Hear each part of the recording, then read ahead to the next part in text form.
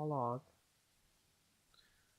The Ermengarde mansion was built for Lord William and Lady Elizabeth Ermengarde of Luxembourg, humble ambassadors of peace and beloved by their people.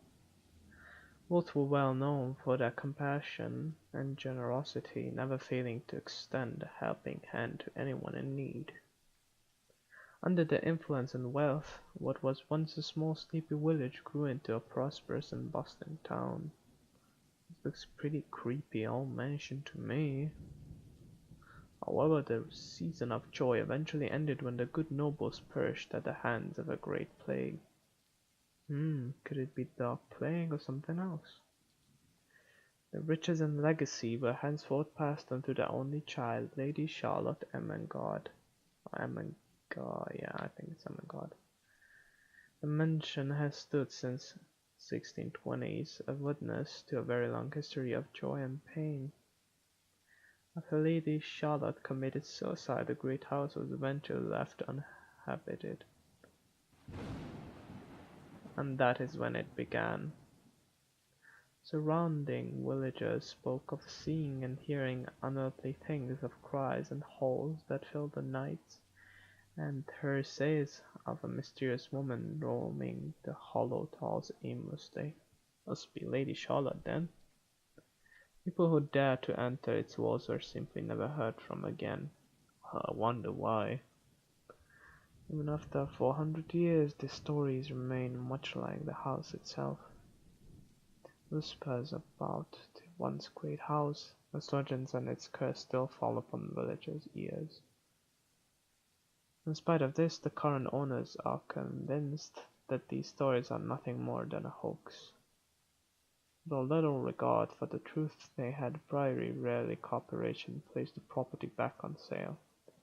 Like Pandora's box, the secrets that lie inside await to be discovered by brave souls. No matter what happens, take care not to be consumed by the curse. Good luck. Well, thanks, Isabel.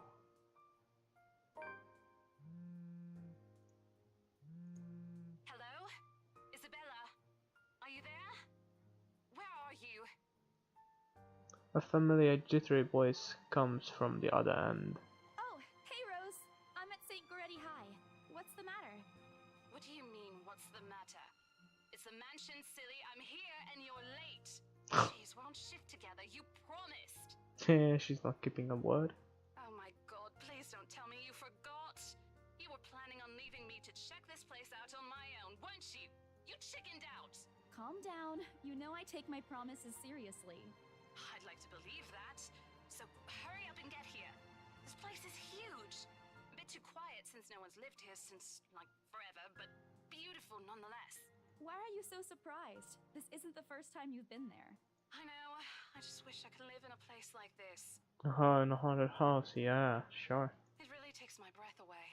Yeah, well, I Literally. wouldn't be so sure about that. Not after the rumors that say it's haunted. It literally takes your breath away. Jeez, never mind those rumors. Ghosts aren't real after all. Yeah, that's what this game is about. Not real ghosts. And even if they are, which they are not, they can't do anything. Oh, of course they can. They're nothing but spirits. You don't know that. They might be listening or watching right now. And they might not be happy with you enough to curse you. No offense, sweetie, but that's a bit of a stretch. Yeah, Believe it or not, it's better to be careful. oh, that face. Right. You know, not every property we sell will end up with a dead body stuffed in a sofa. And I think that mansion is where we'll likely find another one. I can feel it. Not everyone, so there was at least one. That was with a dead body, huh? That was one time, Isabella. Loosen up. Yeah, just one time, of course. Wait, just get here ASAP, please. I'm getting bored being here on my own. Fine, fine. Let me just finish up here. I'll be right there soon. Okay, see you. Bye. She hangs up before I can respond. Rose still charming as ever. Who was that? I look up from my phone to see Rebecca. Becca giving me a questioning look. Oh, that? It's just Rose. Rose? The one you said who trained you for your job back when you started? You're working together again? No. Just for this property. We've been scoping out that big mansion down Anselm Village after the renovations. Today's sort of its grand opening to the public. The RC wants to give it one last check before we let potential buyers tour it this afternoon. Oh, wait, mansion? That big spooky one you've been telling everyone about? Yes, that exactly. Didn't you keep saying how it just gave you the creeps? No. You actually went there? And you're going back? Of course. Well, I did promise Rose I wouldn't ditch her. And besides, a job is a job. Gotta do what you gotta do to make a living. Must pay well if you go to a haunted house, right? As soon as those words have left my mouth, Becca lets out a soft chuckle. What's so funny? Nothing. It's just that I didn't expect you to say that. Coming from you, it sounds so out of character. I mean, no offense, but you've been freaking out about the place being creepy ever since you got assigned to it.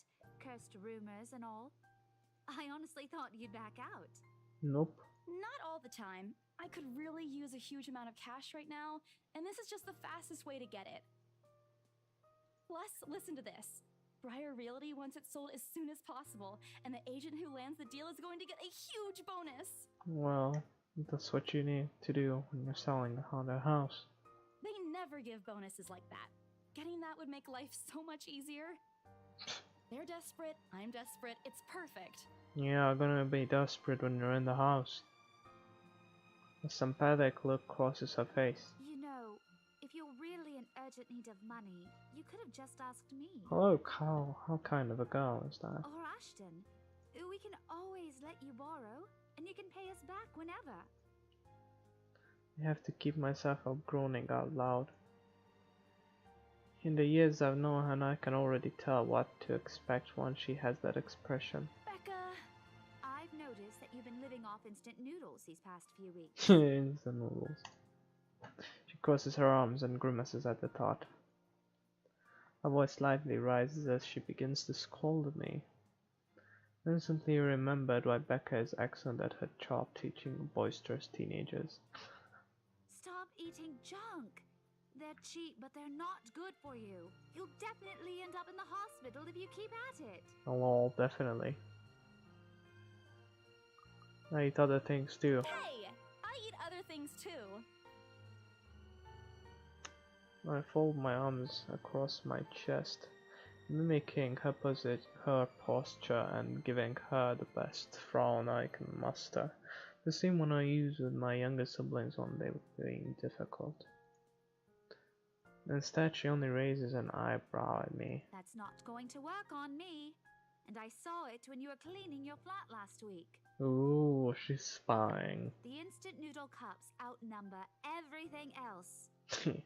Why not? You're just exaggerating. Did you even see what's in my cupboard yet? Oh, definitely. She definitely saw. I'm not just living on instant noodles alone. I've got canned beans, peas, tuna, ham, and even hamburgers in there. Wow, that's extremely healthy. Becca is wrinkling her nose by the time I get to the end of the small list. I think she even went a little green at the last one. Yeah, she's green. I would have left a little at that. If I didn't know, I would only lead to more reprimands from her. Aren't those the same ones you won from the grocer's raffle more than a year ago? Wow, those must be rotten. Oh, I sincerely hope you're checking the date stamps on those things before eating them. Yeah, she's I right. don't want a repeat of last year. In any case, those are still not exactly healthier choices, Belle. She shakes her head, possibly laughing at some funny distant memory. When she looks up, I immediately brace myself. More words from her. Sometimes it's just better to let Becca talk until she's out of things to say. When she turns her attention back to me, there's only warmth in her smile. What am I going to do with you? Nothing. She says this more of herself than me, her voice shifting to something kinder, even motherly, if I'm looking for an exact word. I hope you know that it's impossible not not to worry about you when you're like this. You don't have to keep eating the same thing. Yeah, that's true. I already told you before. You're always free to reheat food in my fridge. So she doesn't even have a fridge. It's like positive. Thanks, Becca. I really appreciate it, but you don't need to keep babying me. You've been taking care of me since after I moved here. You have to take a break sometime. And before you ask again, no. You know I'm not a fan of borrowing money. And I'm not going to ask you to give me what you earned hard for yourself. You and your pride. But suit yourself. The offer stays on the table, though. I nod in response, if only to get her to drop the topic. I'm pretty certain I will never take that offer. Yeah, obviously. Ever. It has nothing to do with pride. I've simply seen plenty of how friendships can turn for worse just because of few unpaid debts. I want something like that happen between me and Becca. We may argue about a lot of small, petty things, but she already feels like a real sister to me. I don't want to lose a friendship over something so trivial. Like taking a quick glance at something behind me, probably the clock hanging above the notice board, snaps me out of my thoughts. Well, enough chit-chat. Lunch is ending, and my students will be back any minute. We can catch up later. Sure. Good luck with your clients. You better treat us to lunch or something if you get that sale. You bet! With a small smile, she returns to her desk and begins shifting through the pages of a rather thick history textbook. She's probably working out her lessons plan for the next week. Or trying at least.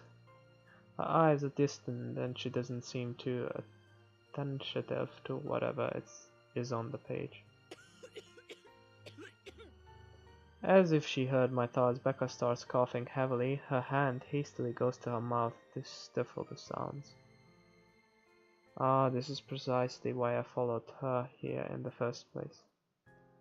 Someone who makes the habit out of worrying for other people. Becca sure forgets how to take care of herself. Hey, you sure you can manage on your own? I mean, you're still a bit feverish. Hush, dear. Don't you worry about me. I'll just drink some medicine and I'll be right as rain. I'll level her with a flat look. She has cold for a couple of days now. Some things about the strange weather are not agreeing with her lately. Despite my advice to take the week off and rest, I found her apartment empty when I dropped by this morning. She even left the medicine her doctor prescribed to her. Look who's being stubborn now. You shouldn't even be working right now. Yeah, she's right. Seriously, you big baby. I'll be fine. For now, just go to work and stop making that Rose girl wait for you. Yeah, she's totally right though. I'll call you if I still feel bad, and you can come pick me up if it makes you feel any better. Sure. She offers me a reassuring smile, and I can only sigh. Why do I even bother? There is no stopping her once she's decided on something. Defeated, I reach inside my bag and pull out the same bottle of medicine she left earlier. Oh, very juicy. She looks at it warily when I place it in front of her. Unfortunately for her, this is one thing I'm not letting her have her way. Alright, but don't forget what the doctor said. Drink this on time. I'll see you later, okay? There's an amused gleam in her eyes when she shifts her gaze back to me. Look who's playing the mother hen now. Rebecca! Okay. I won't tease anymore. I'll make sure to drink it, Mom. Before I can retort, she casts another look at the clock. Take that as a sign to finally end the conversation and end my short visit. The wave of goodbye left her alone to her classroom and her thoughts. I hail passing taxi to take me to the property as soon as I leave the school grounds. The mansion is some way out of the countryside, but I don't have trouble giving the driver directions. Apparently everyone in Luxborn City knows it, including every bit of rumor surrounding the place. Just the mention of its name is enough for the locals to give you cautious, sidelong glances. I learned that the hard way the first time I commuted there, and it only boosted my belief that there is something more to the house.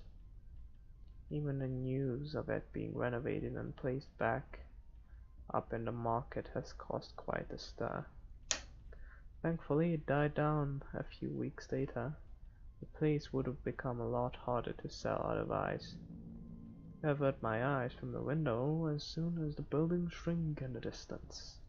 I get a glimpse of the countryside soon, although a quick glance at my watch tells me we're still a few minutes away from our destination.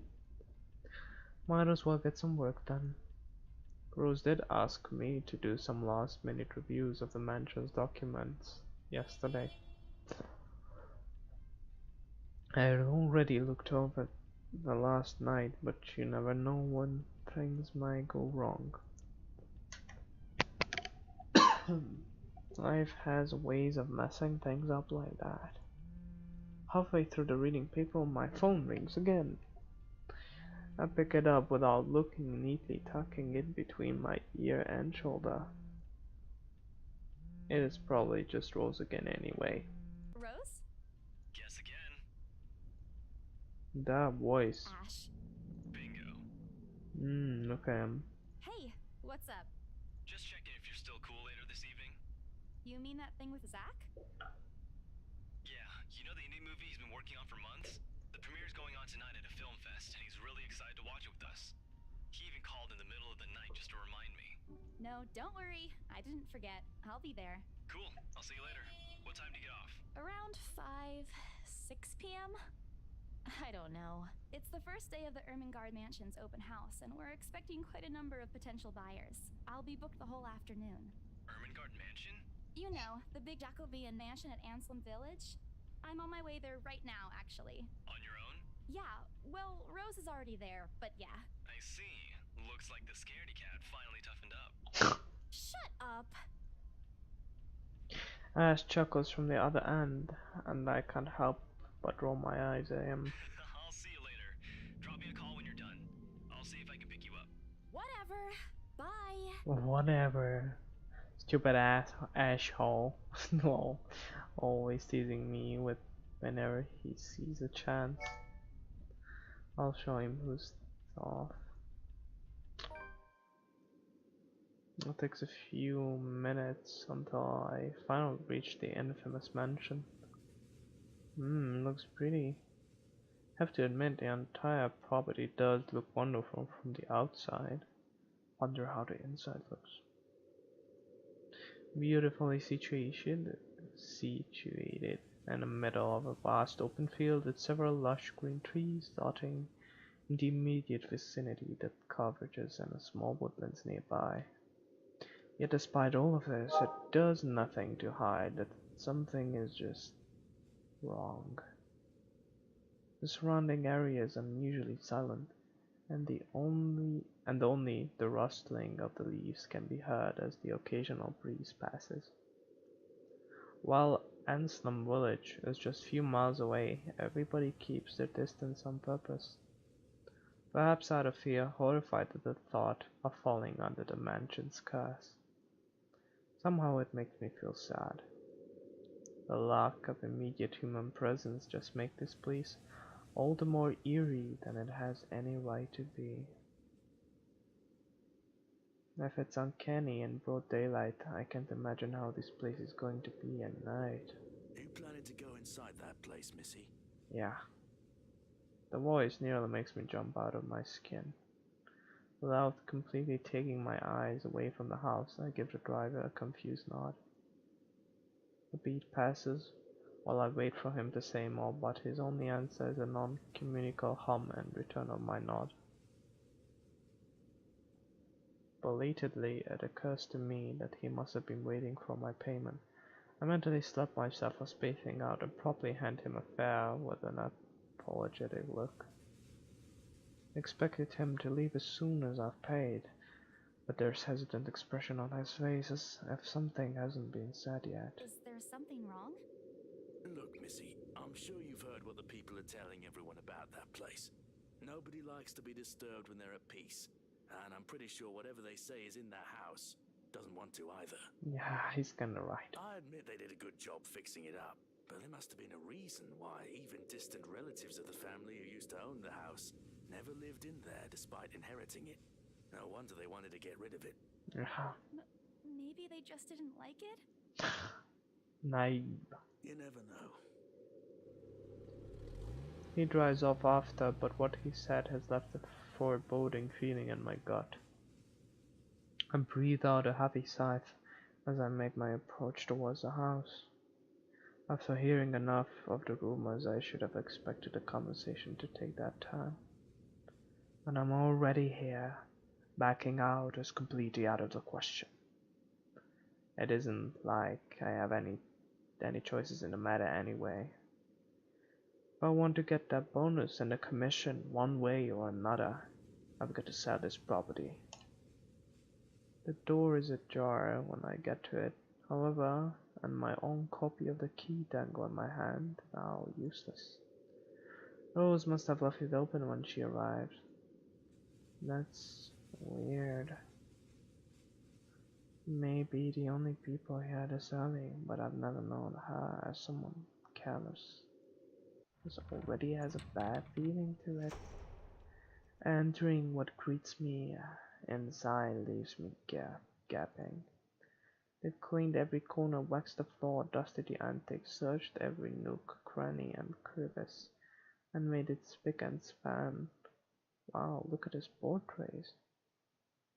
All for the sake of making the mansion more enticing and the modern day lords and ladies. But no matter how hard they try, this mansion still looks as soulless as ever. I thought it's going to eat you alive. If you ask me, they should have just listened to what other people have been telling them and leave this place alone. Some things in this world are better to left in peace, never to be disturbed ever again. Rose?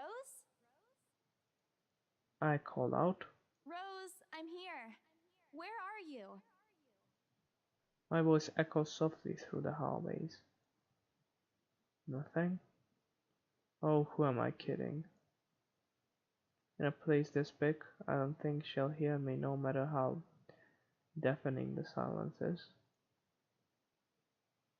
She could be all the way on the other side of the property for all I know. Quickly I reach for my phone and dial her number. I bet there's not going to be like signal here or something.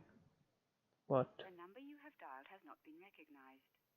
Please check and try again. wow, that's even worse. She literally just disappeared. What do you mean has not been recognized? We were just talking a while ago.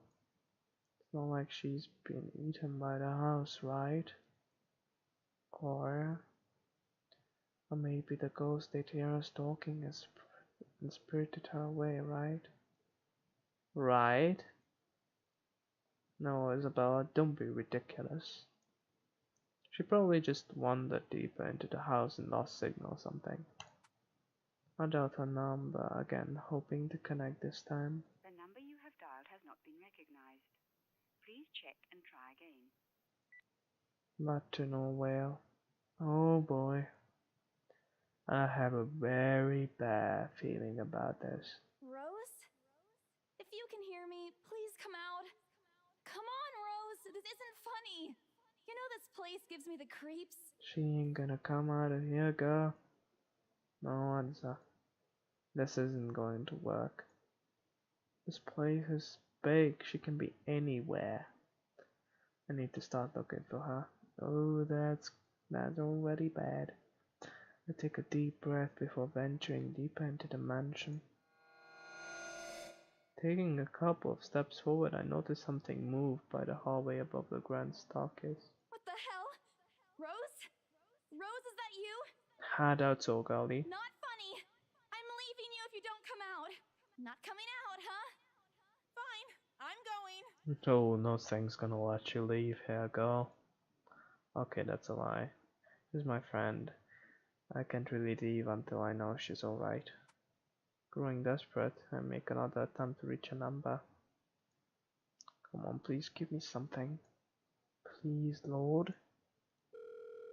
Yeah, finally. Hello? Hello? Rose, I'm here at the mansion. Where the hell are you? She doesn't respond. There's also heavy static coming from her side. I sincerely hope it doesn't get cut off again before I can get an answer from her. Rose, come on. Where are you? A few moments pass until the static eventually starts to quiet down. What? The attic? Why? Crap, it got cut off. This is bad. This is very bad.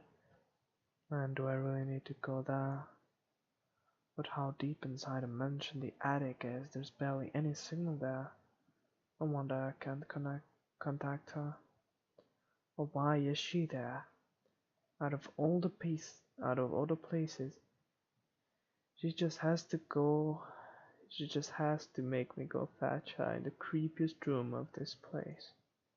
Is she doing this to get back at me for being late? Whatever, I'll just go. The sooner I meet up with her, the sooner I'll feel better about being here. This is gonna be bad. She's not gonna meet her, she's gonna meet something else, I guess. I'll carefully make my way up the staircase. My legs wobble as I mentally curse the fact that I've chosen real estate instead of picking a career that doesn't involve strange abandoned houses. On reaching the top level, the grand hallway greets me. It branches out to two major wings of the mansion, the east wing and the west wing. There are two attics here, one on each side, but the east one has been converted to the storage room for sorts, and somehow I find it least likely for Rose to wander there by herself. Besides, she never did like going into stuffy storage rooms. I had to go to West Wing first, where a simple wooden door at the end of the door hall opens to the small room. Inside is another set of steps leading to the second attic.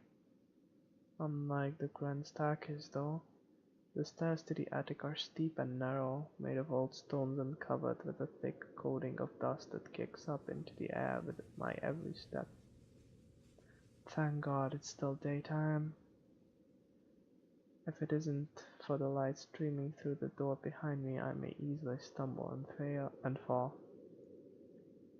With how old the place is, there are no light fixtures to illuminate the cramped passage up.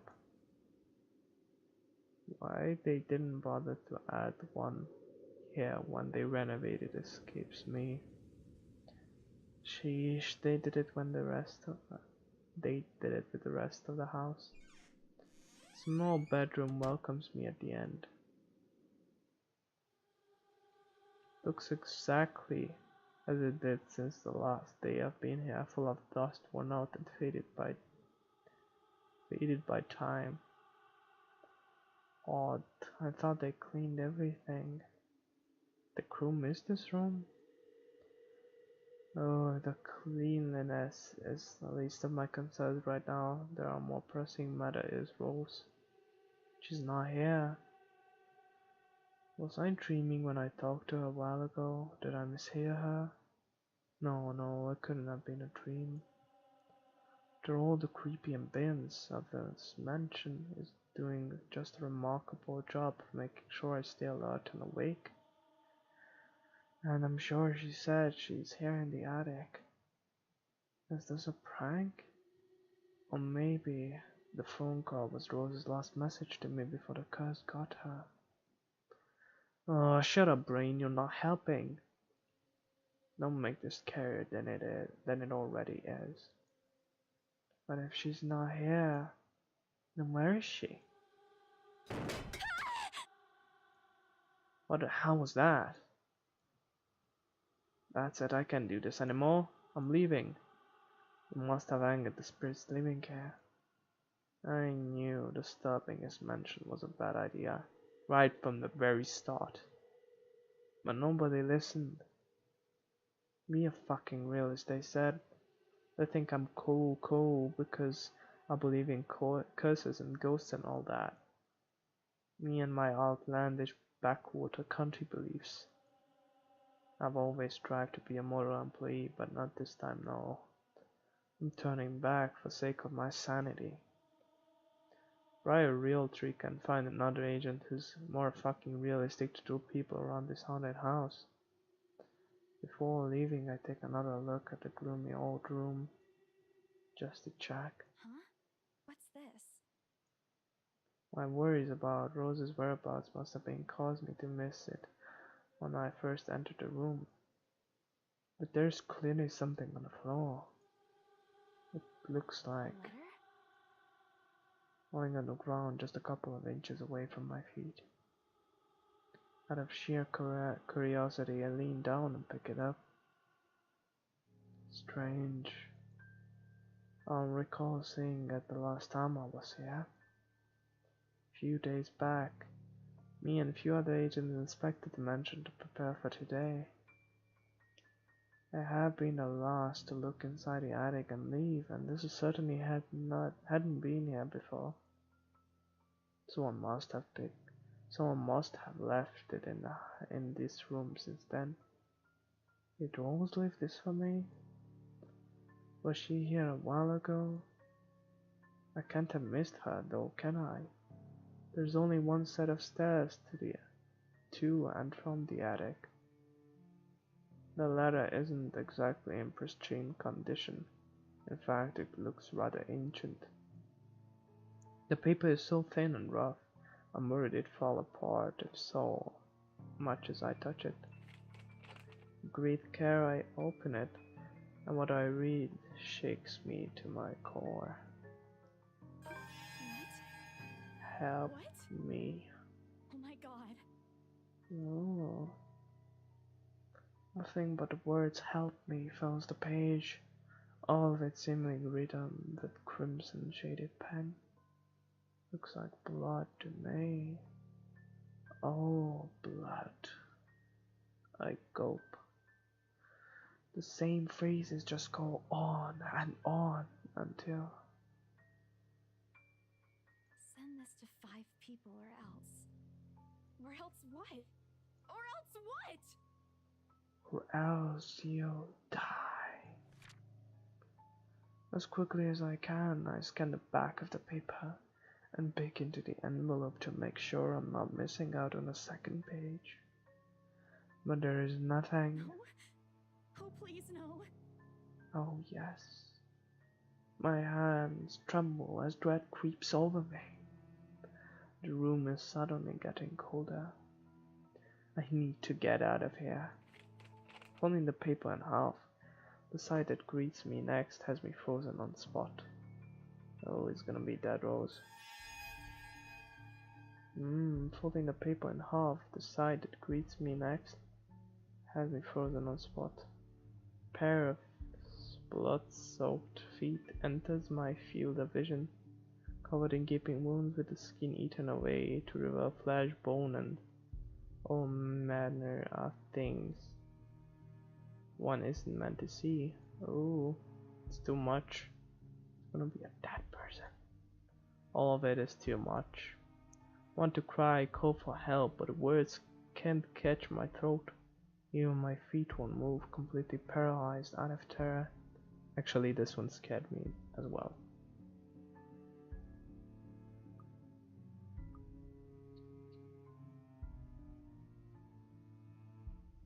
Wow. Close eyes and pray. Be brave and look up. Well, wanna be terrified. Whoever, whatever these feet belong to, I need to face it. What if I'm going to die? If they're going to kill me? At least I know what my killer looks like. A cold comfort, it's gonna be oh zombie. With a deep breath, I summon every ounce of courage I have left in me and shift my gaze upwards.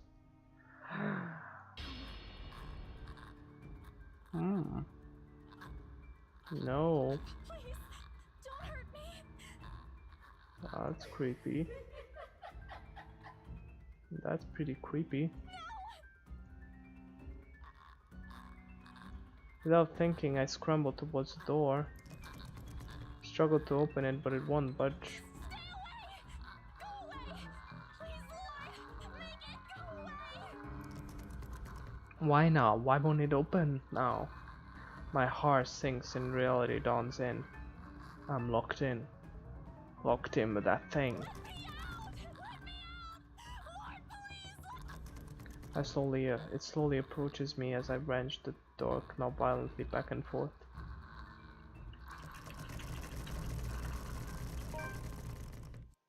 Yes.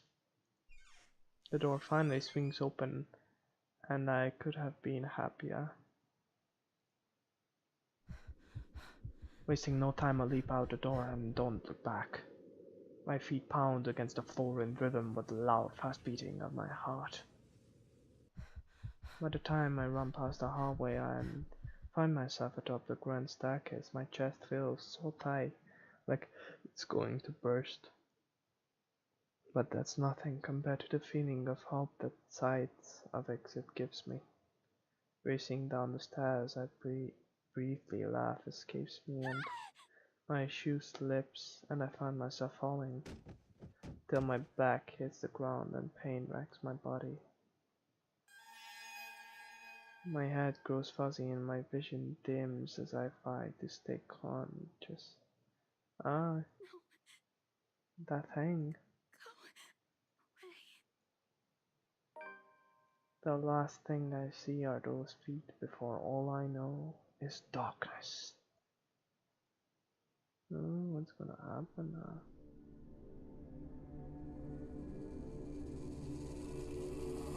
Is it a cutscene now?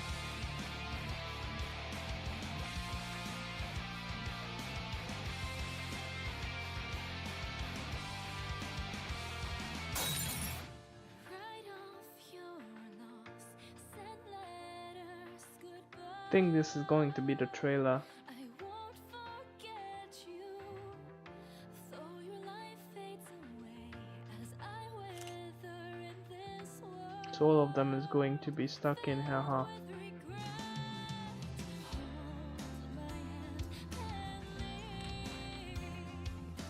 Please don't leave me be. In these bloody halls where we shed our tears, the darkness breaks, our memories alone remain. I reach out beyond the curtain black. I'm in too deep, so this letter I write. I want to be free, together by your side. And spend eternity in this lonely place we call home. Yeah, it appears so. We're all gonna be stuck in here. The latter. And the creepy girl. A buzz breaks the silence. I start to rouse, pulled into consciousness against my own will. I have never felt this tired before. I just want to sleep, but the insistent buzzing, poking, and prodding isn't letting me. My old mattress may not be the comfiest places, but that doesn't make me any more eager to wake up. 5 more minutes, Becca. I sweat away at what is nudging persistently at my side. Come on. Can't I just get an extra few minutes of sleep today? I promise I'll work hard once I'm up. A hand lightly taps my cheek and something cold is suddenly being pressed at the back of my head. The icy sensation slowly spreads through the area, giving me an uncomfortable feeling.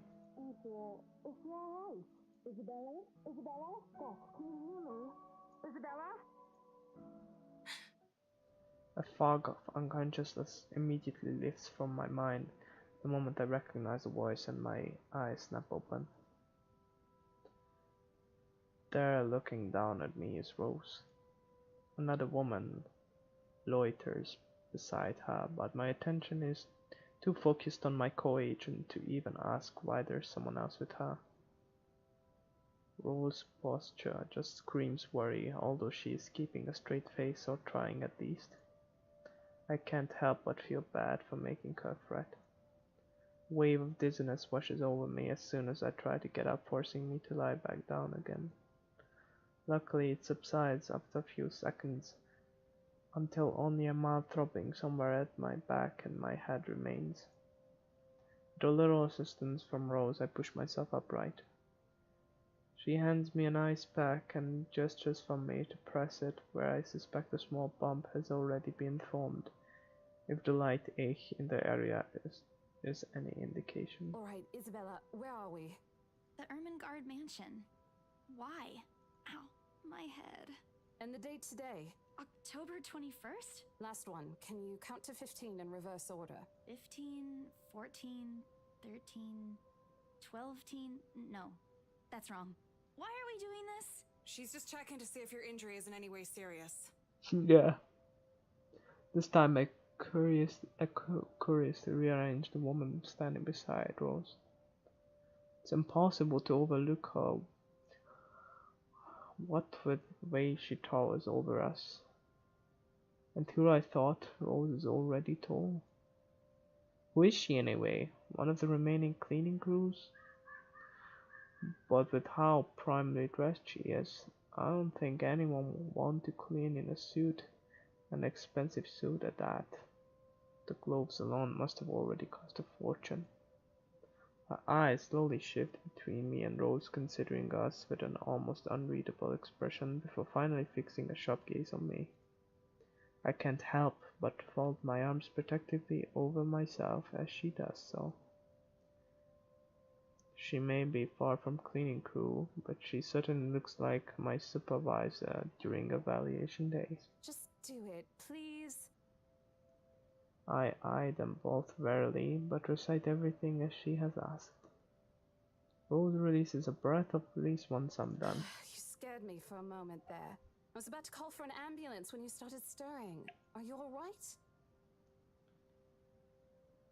Exasperation soon replaces a dull ache. The memory is a little fuzzy, but the attic and... There was someone, Rose. In the attic. Someone? You mean a client? Oh, that's unlikely. It's probably just one of the cleaning crews. The boss sent a few of them back this morning for some last minute... No, not any of those. They're, I'm not actually sure. Wait, didn't I call you? You said you were in the attic when you answered. That's why I went there in the first place. Both Rose and the lady look at me like I've just grown another head, so they did not call her. Did I say something weird? Rose casts an apologetic smile at the woman beside her before the awkward silence stretches on further. It's her saleswoman smile, the same one she taught me back when I was still her trainee. I should show this troublesome client, or just avoid trouble in general, she advised. It's also the one she gives me when I've done something particularly absurd that may cause us to lose a potential sale. Her eyes are serious when she turns back to me. She takes both of my shoulders, gently squeezes it, and with as much patience she can muster. As much as I'd love to have gotten at least a heads up of your arrival, I didn't really get a call from you. You know, signal here is absolutely horrendous. I was in the garden earlier and couldn't even make a single call. Isabella, I'm going to ask again. Are you really alright? What happened? I don't know. It's all a bit blurry. I remember I was looking for you, but you weren't in the attic. And there's... whoever it is. Then I must have tripped on a rug or something on the way down. Oh no. Do you think someone came in while you were out? You left the main door open. We are so going to get into big trouble if something gets stolen, Rose. Perhaps it is a concussion. Are you sure you feel fine? We could still call for an ambulance. I could cover for you. No, I'm fine. I'm okay, Rose. I can work. Wait, hold your horses, Rose. I can't just miss an important sale because of a minor bump in the head. An extremely minor bump.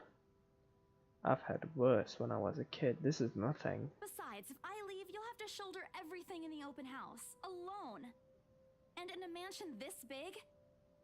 Well, there is also the part where I may lose the bonus BRC promised, but that's completely beside the point. Rose gives me a skeptical look when I return the cold compress to her and push myself off the floor.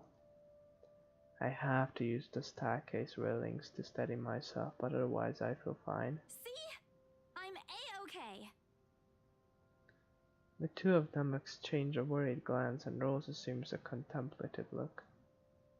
I bite my lower lip in anticipation if she says no. Alright, you in. A smile threatens to slip out from me. If I see that you aren't feeling well, I'm taking you personally to the nearest clinic to have you checked. Clear? Clear as day, ma'am. Thanks, Rose. You insisted. But remember what I said. First sign of you looking not okay, and we're off. No questions asked. It's just a small bump. Don't worry. You shouldn't downplay these kinds of things. It could be a serious injury for all we know. Suddenly a small cough sounds against the walls of the foyer, interrupting our banter. The woman is looking expectantly at the two of us, her stare making me shrink back a little on myself. She isn't really intimidating. Well, she is, but not in the scary negative way. Far from it, actually, her demeanor simply commands an air of sophistication and respect.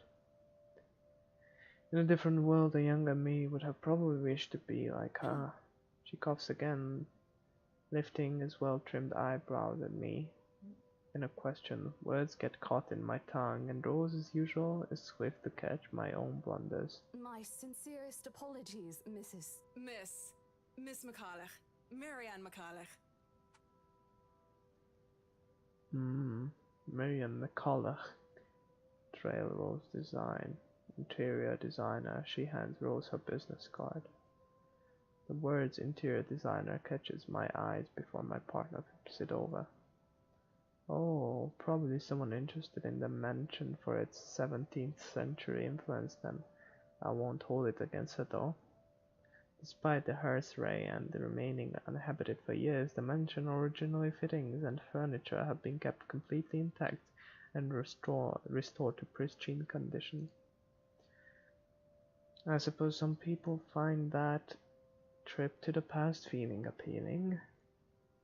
After all, with what it's to offer, this place is definite heaven for people looking to live somewhere with classic historical charm.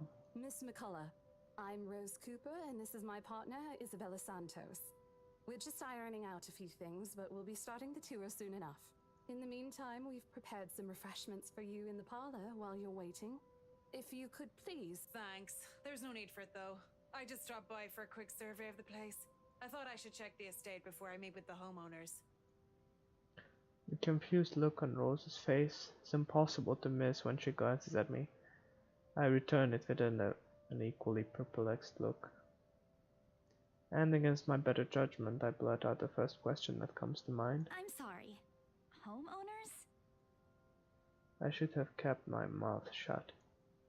A flash of irritation crosses her face, but instantly disappears under the mask of a professional detachment. Yes. Hannah Wright? I was hired by her to handle the interior design for their newly bought home. This is the Ermengarde mansion, right? It is, but... She pauses, possibly trying to find the right words to fix the awkward situation without offending someone. Rose nudges at me with her elbow.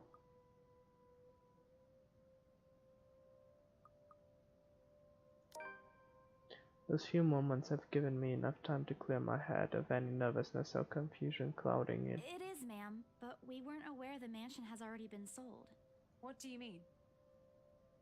I almost flinched when she turned her gaze on me, but I stand my ground. Besides, it isn't like I haven't dealt with awkward situations like this before. I may screw up at times, but that doesn't mean I haven't learned a thing or two in the 5 years I've worked in the business. The mansion is indeed for sale, ma'am. Today's the open house, in fact. However, we haven't heard anything from the higher-ups that a deal has already been closed for this particular property. If you'd like, my co-agent and me can check with them right now. She nods, seemingly in deep thought after I've finished. She appears to be a reasonable person anyway. Given a proper explanation, she'll likely understand. I thought something looked odd when I arrived here. Excuse me, I think I need to make a call to my secretary. Thank you for your assistance, Miss Santos. With a slight wave of her hand she leaves us, presumably to double check with someone on her side. That seems to be the end of it. Both Rose and I breathe a sign of relief. Disaster averted. I also don't miss the thumbs up she gives me for doing a good job, and I can't help but swell with pride. Still, I've already prepared myself to dial a number to our Luxborn office and check, even if she didn't ask for it. I will be very frustrated if for some reason an agreement has already been decided without my or Rose's knowledge. That's a whole new level of unfair. We've been working hard on this.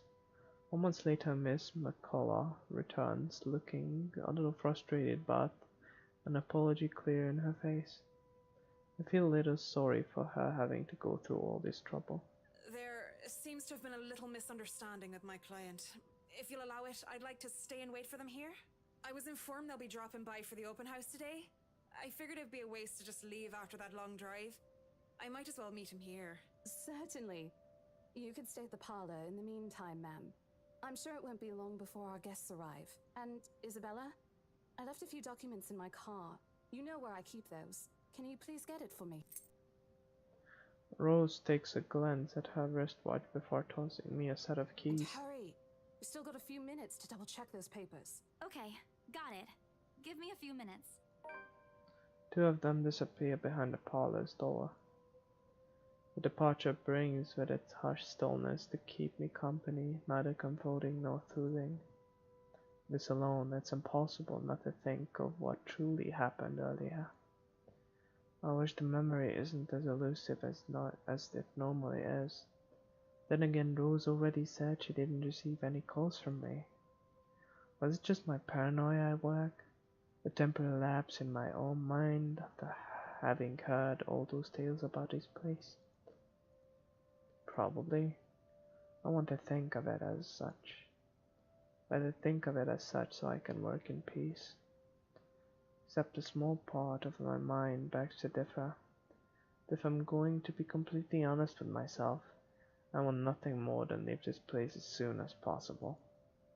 I don't know what's in this house, and I don't want to know. The keys Rose has just handed me dig into my palm, its jagged edges creating shallow ridges on my skin from how hard I am clenching it. It's a cursory reminder of what I still need to do and why I've taken this job in the first place. Hugging my blazer closer to my body, I exit the house to get what Rose has asked of me. Just a few more hours, Isabella. Sell the house, get the money.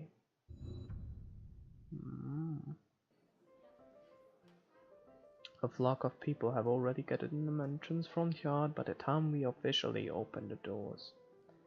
I'm not sure whether I should feel baffled or underdressed standing in their presence. Men and women of wealth and status, all dressed to the nines in fancy suits and lovely dresses in varying colors, compose the medium-sized crowd.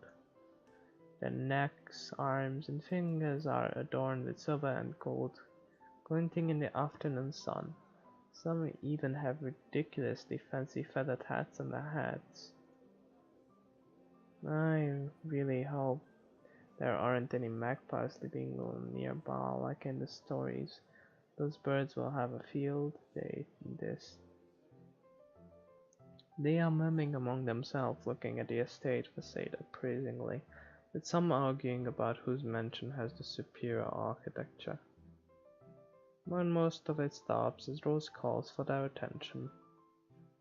They don't look too pleased at being ordered around, but what can they do about it? Ladies and gentlemen, I'm Rose Cooper, and this is my partner, Isabella Santos.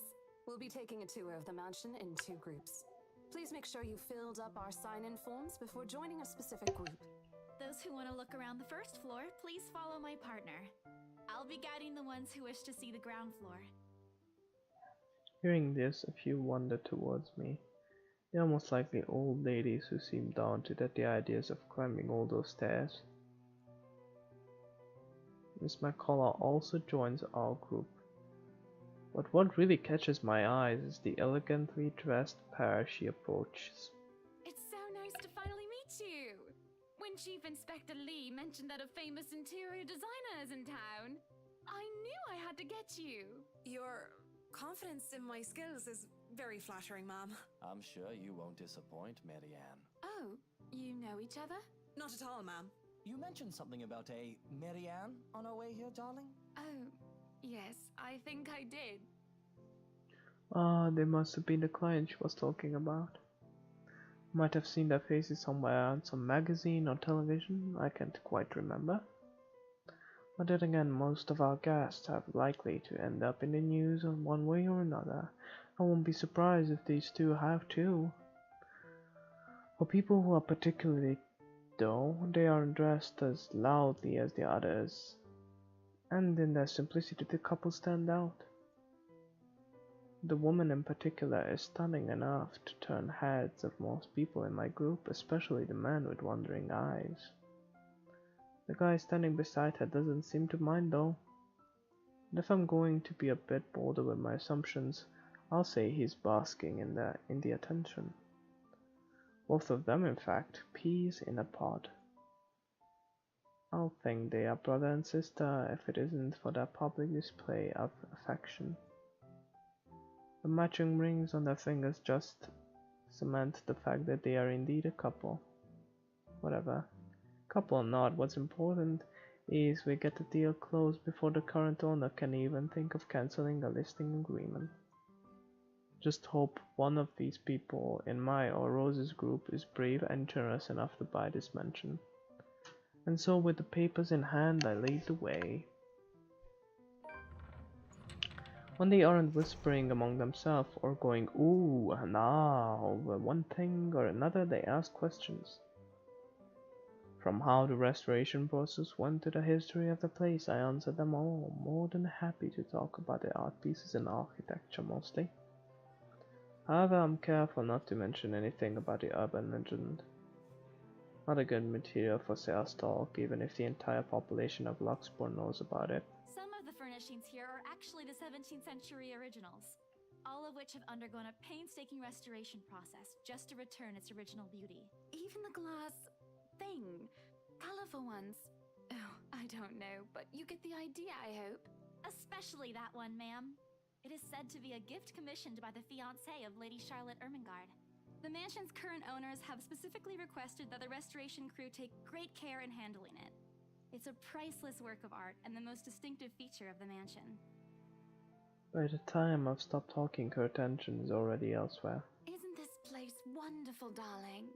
I told you it's not a total waste of your time. I don't know. Isn't it a bit too small? We might have to break a wall down to have more room. Well, I think it is just right. Don't you think so, Marianne? It is splendid, ma'am. But isn't it a little too early to make plans when no deal has been signed yet? Never mind that. It isn't going to be a problem. We've got a wonderful legal team to handle everything. Start taking notes, though. I think I've got a few things I want changed before we move in. The rest of the conversation gets lost in the chatter of our companions.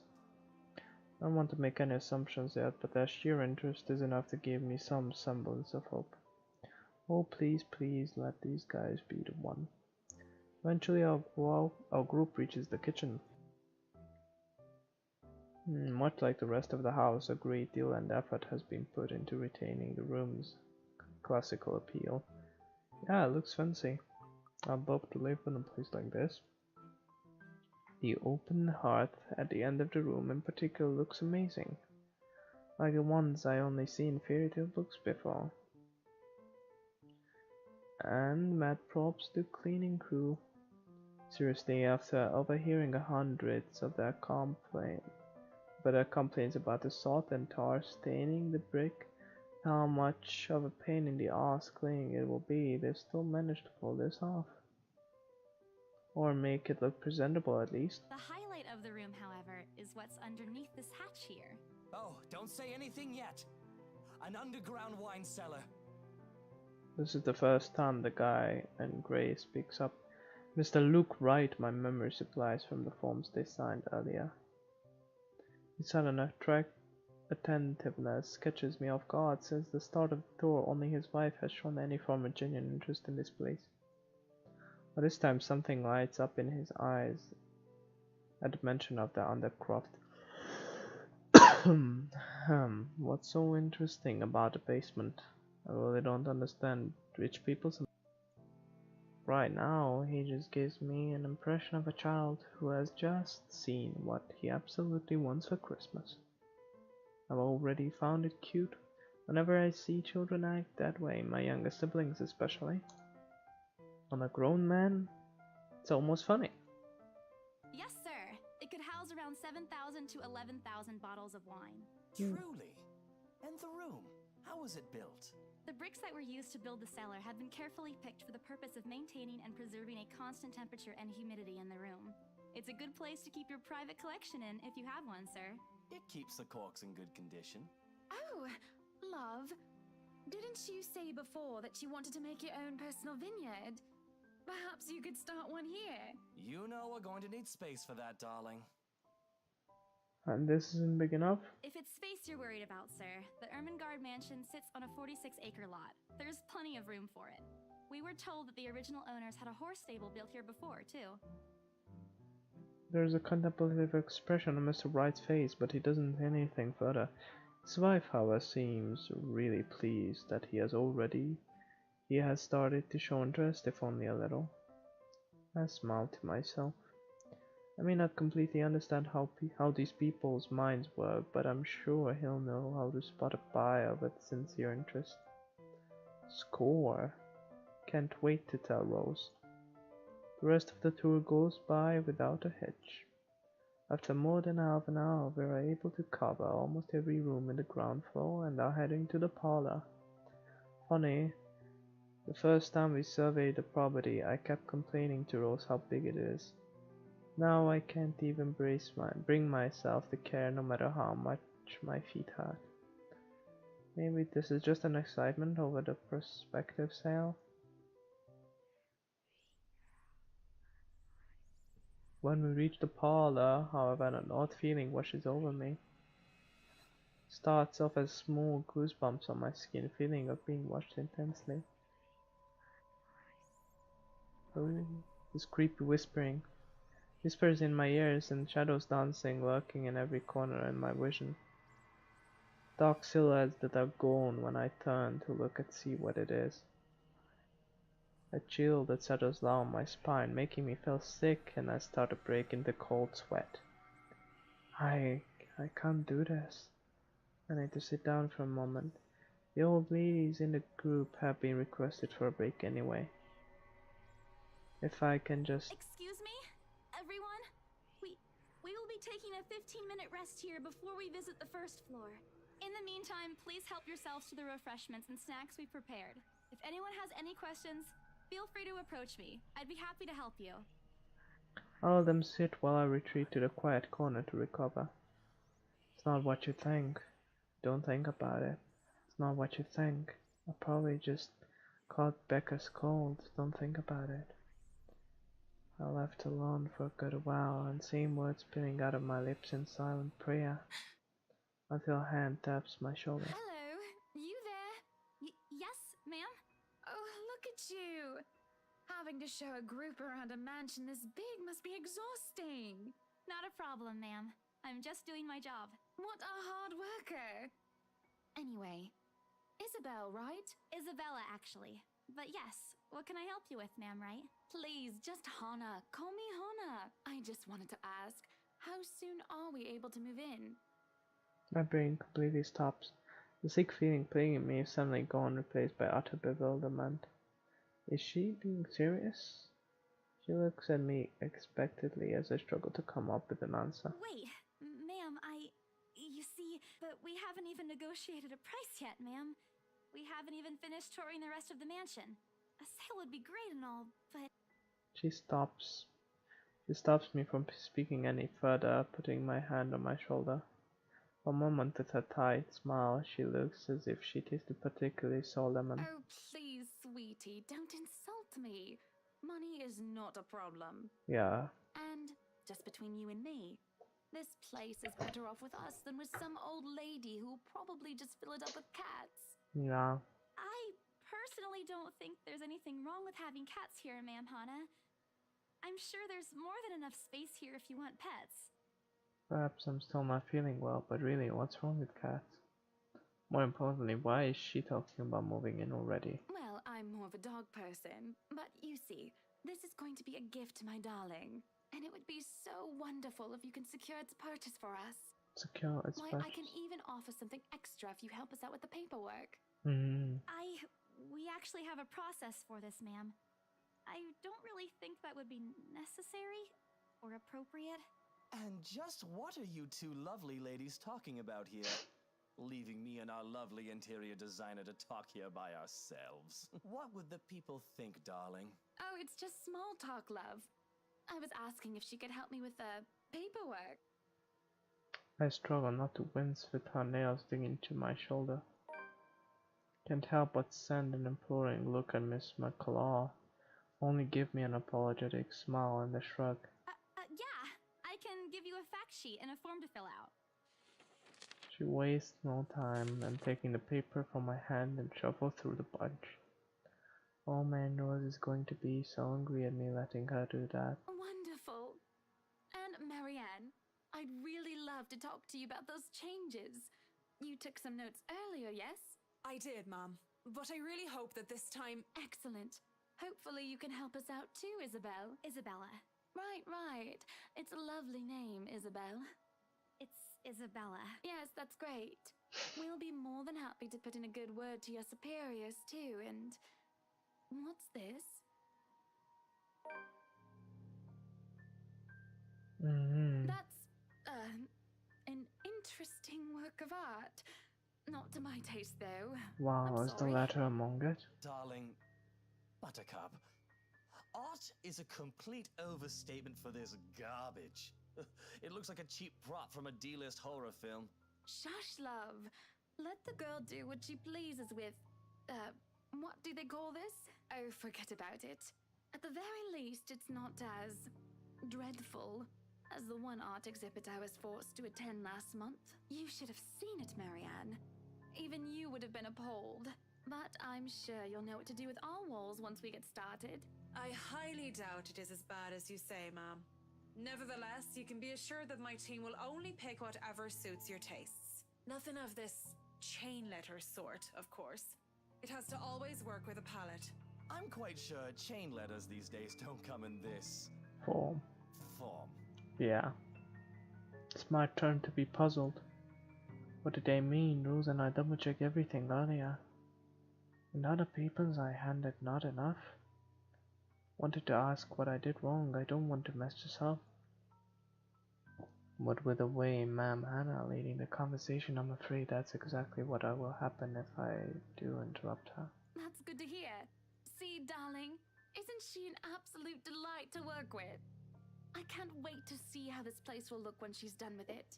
Oh, you don't have to tell me that, Buttercup.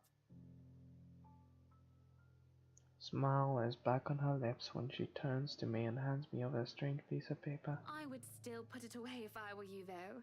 Otherwise, people might get the wrong impression. That's gonna be the help letter. Anyway, as I was saying... I will hear the rest of what she says after that. Can only stare at the paper, at the letter in my hands. The sides crinkle in my grip and my breathing goes leopard. Dread quickly fills my mind. Isabella? Isabella? Are you alright? You're looking pale. I don't even notice when Rose, as well as the other group touring the mansion, joins us in the parlor. Want nothing more to say than, no, I'm not alright. I want to leave this place. Because I remember everything as clear as day. The ladder and that woman in the attic. It's real. The letter. I'm sorry, I didn't know. Careless. I've been so careless. How do I even tell them if without looking like I've gone mad? Should I even tell them? Yeah, I think we should show the letter to Rose. I'll blurt it out before I can think twice about what I'm going to say. Rose, we of here. This place is cursed. Rose casts another glance at the people near us. Most are still engaged in conversation with their peers, but those curious enough to turn their heads in the direction of our little group have been given her trademark saleswoman smile.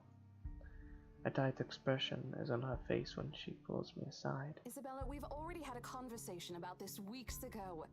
Those are just stories. And I'm telling you that it's not. I saw something in there. It's not human at all. I thought it was just nothing, but isn't this letter proof enough? She gently reaches out to pluck the paper off my hand. Without even taking a glance at it, she folds it back neatly. Look, I'm really getting worried about you.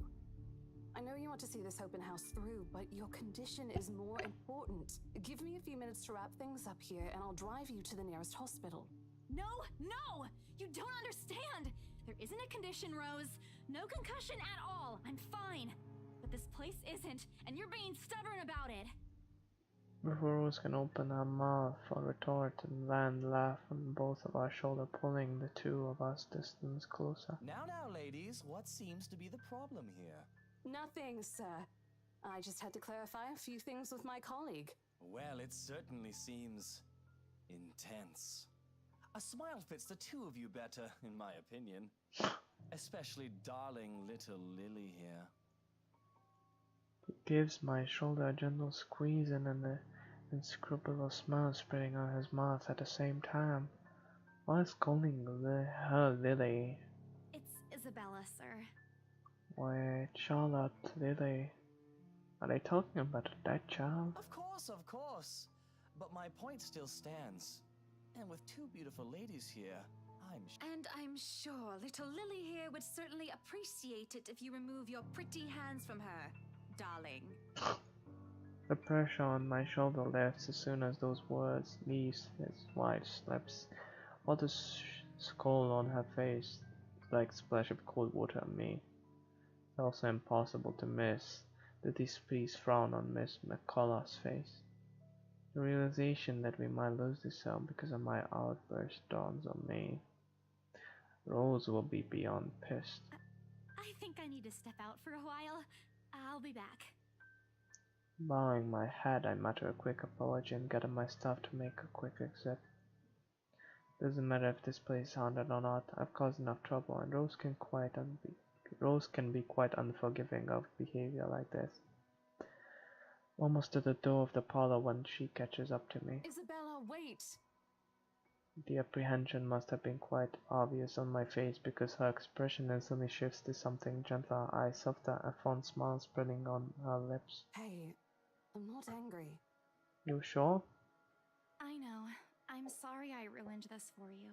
Come on, you didn't ruin anything. It's not like we haven't ran into any problems before. If we don't get a deal today, we can always try on a different day. And look. She hesitates, completely trailing it off before shifting her gaze down to her hands, a small gesture to stall. Her fingers are fiddling with a piece of folded paper. It's that stupid letter again. My hands stiffen when she gives it back, but I take it nevertheless. More as automatic response than any desire to have it back. I throw it away if I can. I have this nagging feeling about it, one way or another. It'll find its way back to me regardless of what I do about it. Rose, this is... You have to let them know about... I know you want us to get this sale so badly. And we've made a lot of plans on how to go about this. I mean, who wouldn't? This is the first time I've been assigned to a property like this. I've sold plenty of houses before, but nothing like what we have here. It's a beautiful house. I'd love to get one of my own if I ever win the lottery, but I think... Look, here's the thing, Isabella. If we are going to do this, work on something, I don't know, this big, I need you in top shape. And the way you are now... My mind stops. Wait, no, I can still work. I just need to get myself together. That's what you said earlier. I let it go because I thought, hey, it's your own body and you should know more than anyone how you feel. But after this, I really think you should take a break. You're kicking me out? No, I'm not. Look, all I'm asking is for you to take a seat somewhere I can see you, and let me handle this for now. You're clearly not yourself, and I honestly could use some time not worrying when you'll fall over or not. The day's not even over, and I'm already feeling the stress. Please, humor me just this once. He clasps her hand together in front of her, eyes pleading for understanding. And I do understand, to some extent. That doesn't mean I'll feel any less awful. Whether at myself, at the unlucky turn of the situation has taken, or for her, I don't really know. I promise I'll give you a full report of what happens after. I'll even let you take the lead tomorrow. Fine. Okay. I'll step aside for now. You're upset. A little, yeah, obviously. If it's any consolation, I won't tell the boss about today. You know how he is. Please don't. I don't want a repeat of the lecture I got during my first assignment. He called me a noob, and I don't even know what that means. At the memory, she dissolves into a helpless giggle, which I also join in, earning us strange looks from the guests smiling about the door. Talking and laughing like this, it's easy to forget any mishaps that happened. Little things you learn to appreciate, I guess. So, are we good?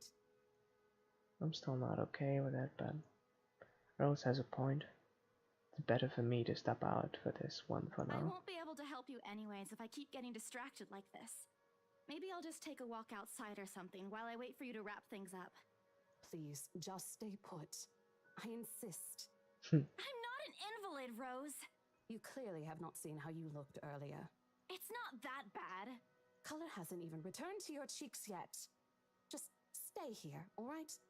Don't even think of going anywhere. Let me finish what I'm doing here, and then I'll take you back to Luxembourg myself to have that minor bump checked. At least wait for me to call someone who'll fetch you, okay? She's gone before I can voice one word of complaint.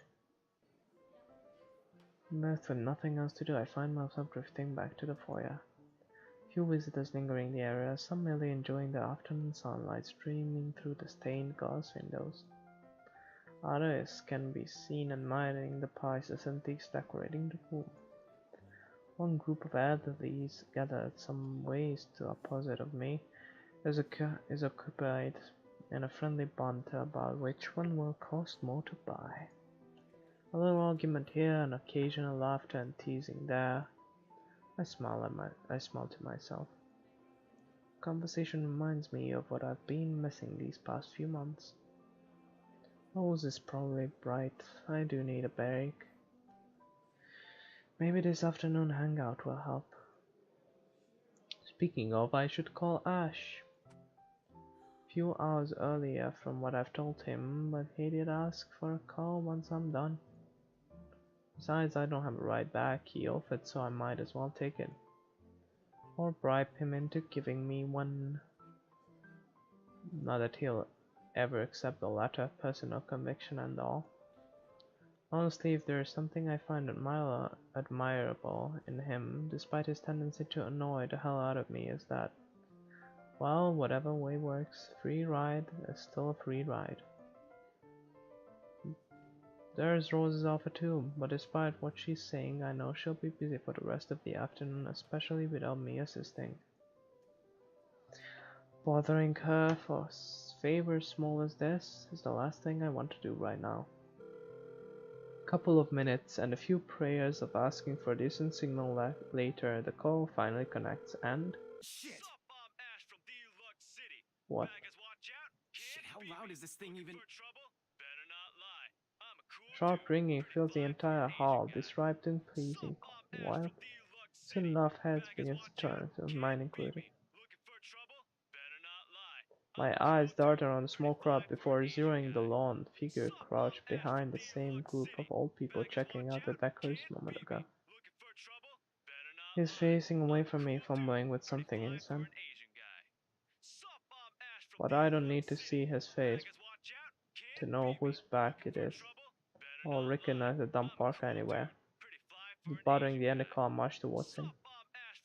What happened today? I'm really not in a mood to deal with this. Of all the times to not lie. Ashton Frey! What happens next is something I'll surely regret later for not recorded. He jumps, lets out an undignified yelp, followed by his phone slipping out from his grip. That bounces from one hand to another and his poor attempt to catch it before ultimately falling flat on the floor with a resounding clack. I kind of feel sorry for the phone and the floor. It's not every day that you can catch someone like Ash off guard and get a reaction. Damn his stupid detective senses. I'll take every ounce of victory I can get, no matter how small, huh? An awkward pause is between us. A blink, a cough, he makes a face. And then, in two quick motion, he ducks and retrieves his abused gadget while a grin threatens to break out from my lips. He doesn't meet my eyes when he straightens, but a flush has crept up his neck and cheeks. Another universe where we haven't known each other for 5 years and suffering through his thesis. It's not a day-to-day occurrence. Chances I'll find that adorable. So she's not. Endearing even. Unfortunately, this isn't that kind of world. Yeah. The way things are, I'm already content to see him out of his normally collected disposition. Hello to you too, scaredy cat. I could stand to be greeted like a normal person, you know. What? And miss that look on your face? No way! Oh man, I should have taken a picture. I am so honored you find this funny. Is that how you treat your guests? I think I need to talk to your supervisor. Talk to yourself. You aren't even a guest here.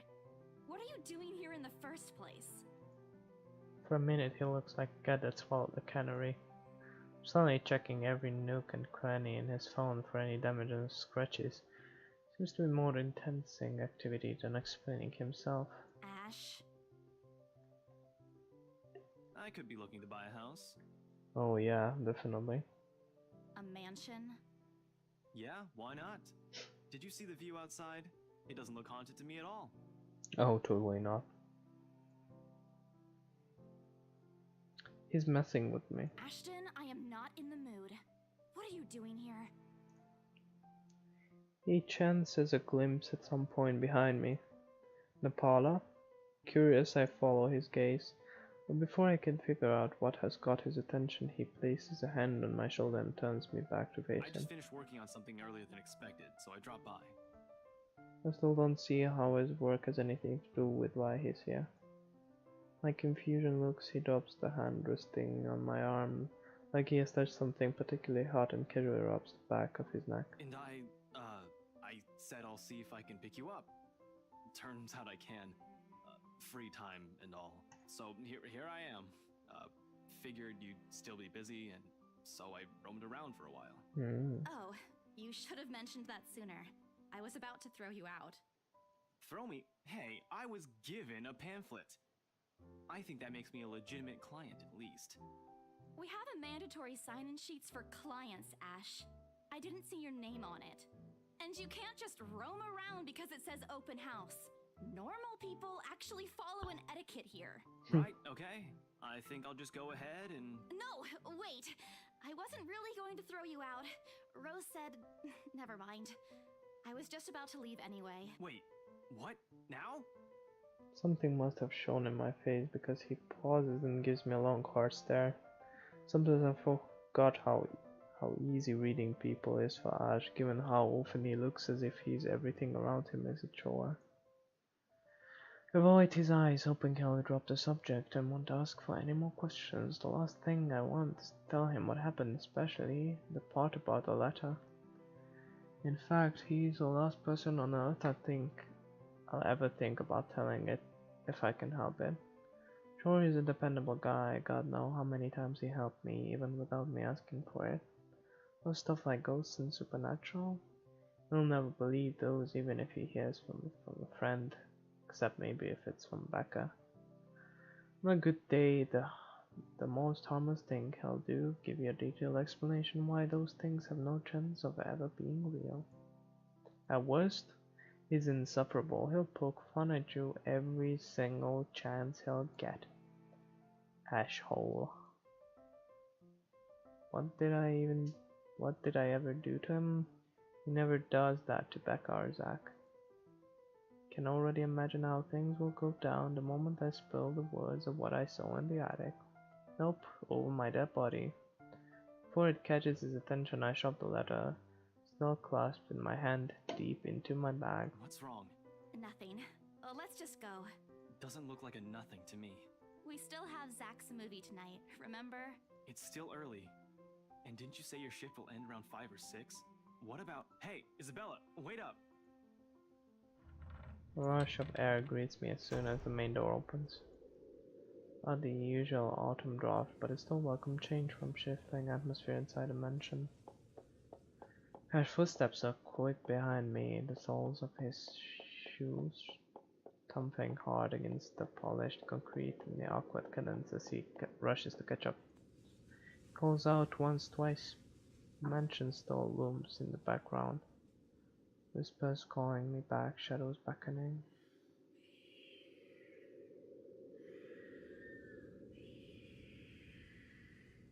I don't look back. We span the ride back to Luxmore City in a relatively quiet manner, only the radio's disjointed hum in the background filling the silence. Occasionally Ash will react out to fiddle with it until signal settles, or it's on a respectable volume, but otherwise he doesn't say anything. Neither do I. However, in the furtive glances he's been sending my way since the sign, I know there's something he's been itching to ask since he left the mansion. Keep my eyes trained on the passing scenery outside in the small hope that my feigned disinterest will dissuade him. Here. All of a sudden he tosses something at me from a small compartment on his side.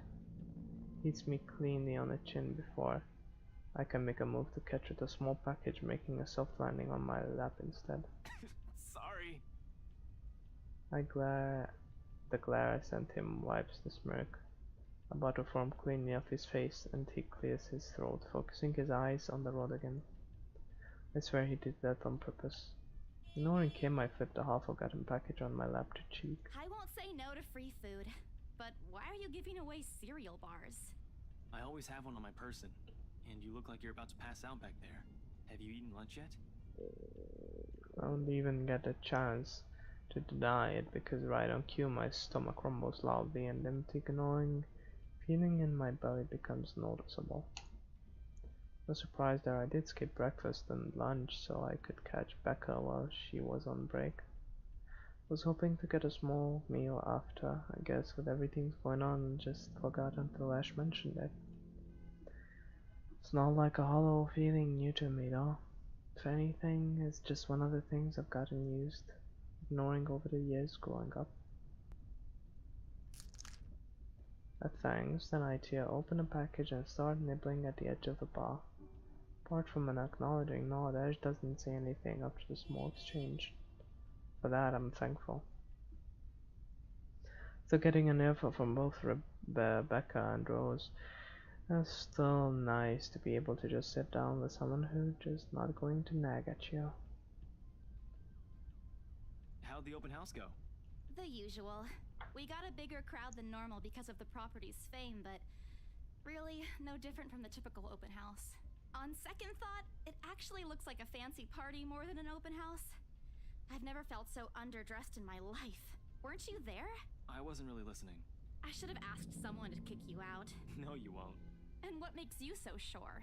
One, ever since you got assigned to this property, you've been freaking out about it. Rebecca's words, not mine. She's been complaining to me about how you talked your ears off, by the way. Two, despite your initial qualms about the place, you still took the job, which brings us to three. It's been months since you last settled a deal, and you're short on money right now since you're back to your instant noodle diet. How'd you even know about the last one? Rebecca. Anyhow, you're hellbent on selling the mansion. Even if someone you know personally is in the tour group, you aren't going to just kick them out. Every single person who went on your open house is still a prospective client to you. Even me. He's not entirely wrong. Oh man, I walked right into that one, didn't I? I hate you. I really hate you right now. Total lie. His answer is a small laughter, that kind that screams, "I'm right, I told you so." I hate it when he does that. I'll have you know that there's already someone who's extremely interested in this property. So even if you expressed any sort of interest in it, I don't think they'd be willing to let you have it. Too bad. Provided I didn't botch with the rights. My man in particular didn't look pleased with what I did. I rose a big apology. Hope she likes free donuts.